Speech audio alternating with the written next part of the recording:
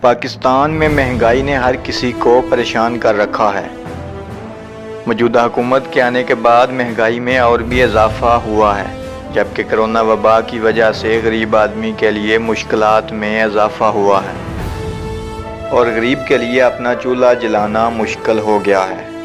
حال ہی میں Pakistan bureau of شماریات نے قیمتوں کے تضاد کے حوالے سے سروے رپورٹ جاری کی ہے، جس میں اعداد و شمار کے ساتھ بتایا گیا ہے کہ پاکستان کا کون سا شہر سب سے سستا ہے اور کون سا شہر سب سے مہنگا۔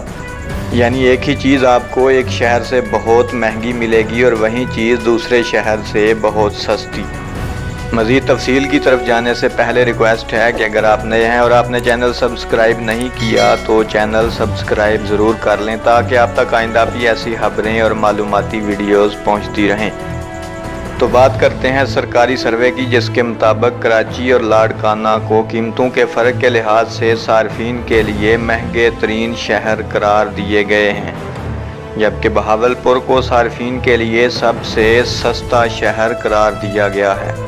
اس سے یہ بات واضح ہوتی ہے کہ ناجائز منافع خوری میں ملک کے بڑے شہر سب سے آگے ہیں اور حکومتی ریٹ صرف چھوٹے شہروں تک محدود ہے۔